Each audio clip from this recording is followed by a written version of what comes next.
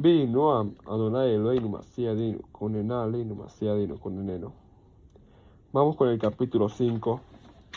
Pulcritud del lugar empleado con propósitos sagrados. ¿Qué quiere decir esto? Está escrito: cubrirás tus heces, pues Dios tu Señor anda en medio de tu campamento. Tu campamento será sagrado y no se verá en ti desnudez. De esto infieren nuestros sabios, que donde quiera Dios nuestro Señor ande con nosotros, o sea, cuando estemos ahogados o algo sagrado, o estemos en la sinagoga, estamos estudiando Torah, por ejemplo, el estado del Shema, la plegaria, la palabra de Torah u otras cosas por el estilo, el campamento debe ser sagrado. No debe haber allí excrementos sin cubrir ni verse desnudez alguna frente que recita o reza. Está prohibido recitar en lugares donde hay excrementos, orina, mal olor, etcétera, etcétera. Porque estamos profanando el nombre de Dios y eso es un mandamiento y lo estuviéramos prohibiendo. ¿Qué quiere decir esto? Que la persona no puede rezar hasta que sean cubiertos, porque dice: cubrirás tus heces. También dice, tiene mucho alajot, pero lo mejor siempre es cuando tienes orina, tienes que echar un reguil de agua que son 172 mililitros, y así sucesivamente hasta que la orina desaparezca. También siempre se debe echar agua donde la orina haya permanecido o estuvo, porque siempre permanece su olor o cualquier cosa por el estilo. Está prohibido hablar de cosas sagradas, de haber algún excremento sobre el cuerpo aún cubierto por la ropa. Porque dice: todos mis huesos dirán, Dios, ¿quién es como tú? Porque el cuerpo entero debe estar limpio. Siempre hay que ser exigente con esto, no se puede ser flexible. Hay autoridades que son más flexibles, pero uno siempre debe saber que lo correcto es la opinión estricta.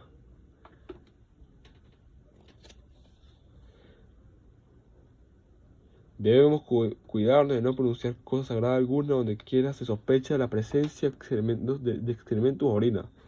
Hasta tanto no inspeccionar el lugar, tampoco se debe rezar en una casa ni en un índice en el gatillo. ¿Qué quiere decir esto? Que uno debe ser precavido y debe ser temeroso de Akadosh Baruj Hu. Uno no puede rezar por rezar o hablar palabras de Torah por hablar.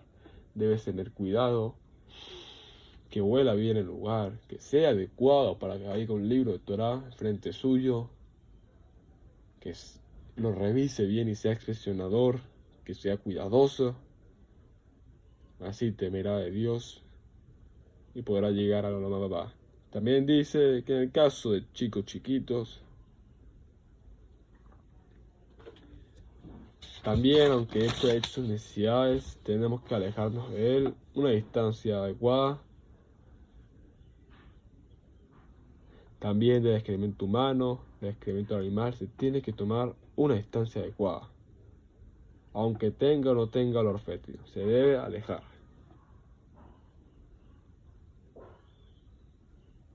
Solamente el excremento tapado por la nieve se considera cubierto. Nos comenta que la distancia que se debe tomar, si está a espaldas de la persona, son de 2 metros, 4 mot, hasta no se huela el olor.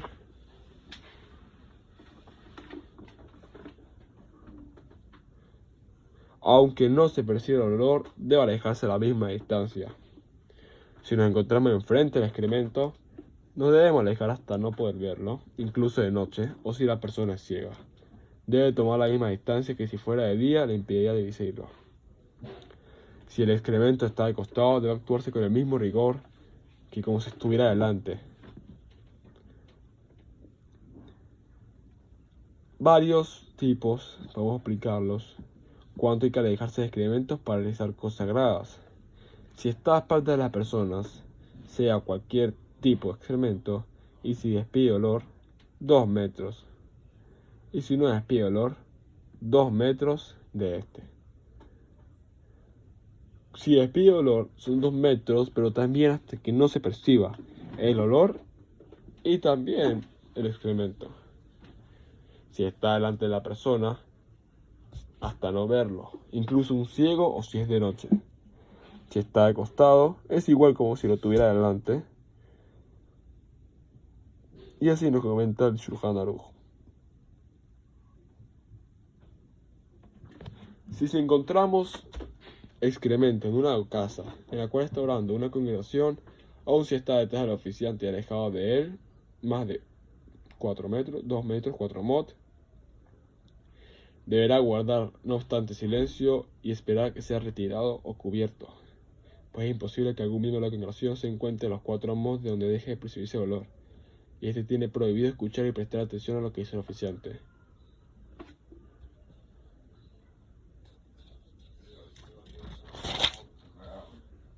Continuamos. ¿Por qué dice? ¿Por qué no nos preguntamos antes de orar si el lugar está limpio?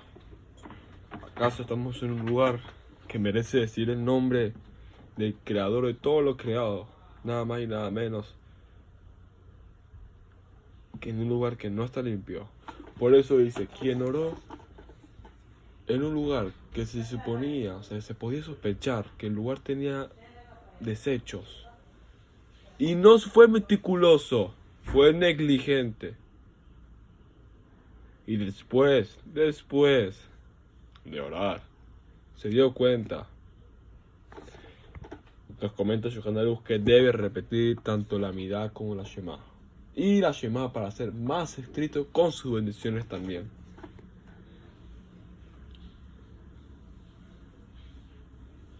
Pero no se precisa repetir las demás bendiciones que se recitan allí, incluso las del Birkat Hamazon, que es el agradecimiento por la comida, que también lo veremos. Hagan las preguntas, por favor. Pero si en el lugar no recibían sospechas de que podía haber un excremento, y tampoco actuó con negligencia, debemos ser cuidadosos, sospechemos el lugar también. Su obligación de la Shemona Esre habrá estado cumplida.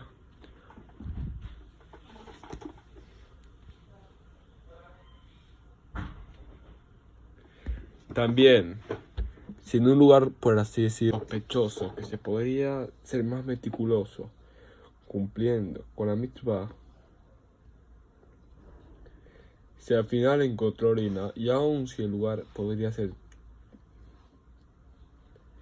o sea, un lugar que se podía sospechar su existencia, también post facto habría cumplido la obligación de la Shemona Esre.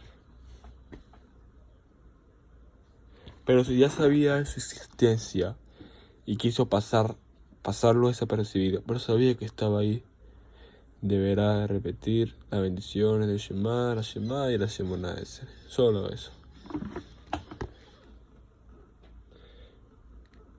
Si en el lugar, después de orar, la persona encontró en el lugar excrementos, era sospechar y no revisó el lugar, debe repetir la Shemona Esre y también repite la Shema con sus bendiciones. Y las demás bendiciones no precisa repetirlas. Pero si el lugar no era sospechar la existencia del excremento, cumplió con su obligación post facto de poder hacerlo. Si en el lugar encontró orina, incluso si era de sospechar, cumplió con su obligación post facto. Pero si sabía de su existencia y rezó igual, debe repetir el Shema y la Shemona Esre. Quien despide una ventosidad por el ano tiene prohibido pronunciar toda palabra sagrada mientras no se disipe el olor.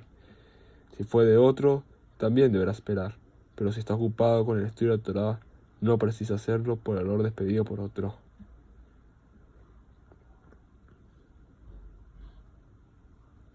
Siempre es bueno alejarse de un baño que tenga un retrete exterior, aunque tuviera paredes, que son los baños públicos, pero siempre es menester alejarse de él. Siempre hay que ser precavidos con nuestro ser mismo y ser estrictos con nosotros mismos. Por lo tanto, en el caso de una silla con un agujero bajo, lo cual se coloca con un orinal para evacuar en este, aún de retirarse el orinal y cubrir el agujero con una tabla, la silla considera su definición de baño. Y para decir palabras sagradas se la debe retirar de la habitación o cubrirla totalmente. Sin embargo, si se trata de una silla destinada a sentarse y es cubierta con un almohadón para este fin, y únicamente cuando es necesario se retira el almohadón y se utiliza como retrete, tras lo cual el almohadón es devuelto a su lugar, se puede ser más flexible. Pero igual, seamos más estrictos. Todo esto te lo ahorita en la alhaja con varios retretes movibles, que son los orinales. Hay unos de losa, otros de madera. Todo eso aplica con ley que es de un baño. Tienes que alejarte de ellos. Y si no tiene mal olor, también tienes que derramar el agua como dijimos antes.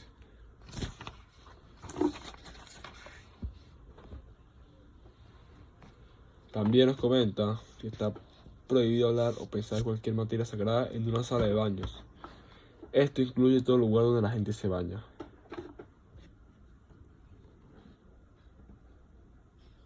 No importa en qué idioma hables, incluso en hebreo también está prohibido. También está prohibido mencionar en un laboratorio en lugares sucios los nombres privativos de Dios, aún en un lugar secular. Por ejemplo, en otra lengua, como sería en alemán, que significa goto, en polaco, que es boda. O cualquier otro idioma. O también está prohibido decir shalom a un amigo, pues este es un nombre de Dios como fuera dicho. Y Dom lo llamó al altar Dios Shalom. Pero en la habitación intermedia, la casa de baños, donde algunos están metidos y otros no está permitido. También está permitido pensar en temas de Torah y dar un dictamen alágico sin explicar sus razones, más no está la lectura de la Shema, la plegaria y la revelación de las palabras Torah. En cuanto a una persona cuyo nombre es Shalom, algunas autoridades prohíben llamarlo así por su nombre, y otros lo permiten, pues con ello no se habla del concepto de paz, sino simplemente al nombre de aquella persona. Y así es la costumbre, ser flexible. La persona temerosa de Dios, no obstante, debe optar por la postura más estricta.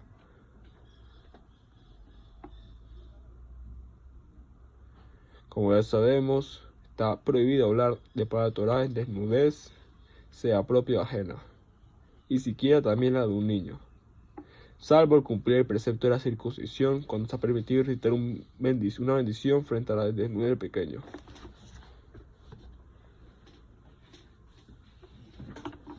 Incluso cerrar los ojos para no ver la desnudez, o si es ciego es de noche, también está prohibido. Así que tendrá que girar su cuerpo, alejarse, etcétera, etcétera. Para el varón es considerada desnudez toda parte del cuerpo femenino habitualmente cubierta por recato, de la que quedó al descubierto al menos un tefaj, que son 8 centímetros.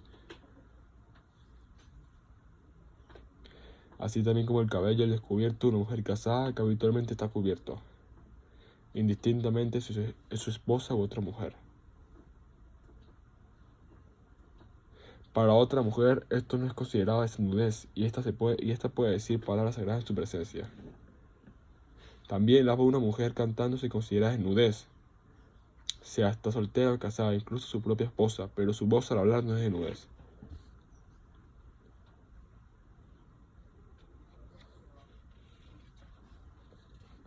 Si escucha mujeres cantando y no puede negarse a ella su canto porque está prohibido que un hombre le diga es una mujer, tendrá que concentrarse en su rezo o alejarse del lugar.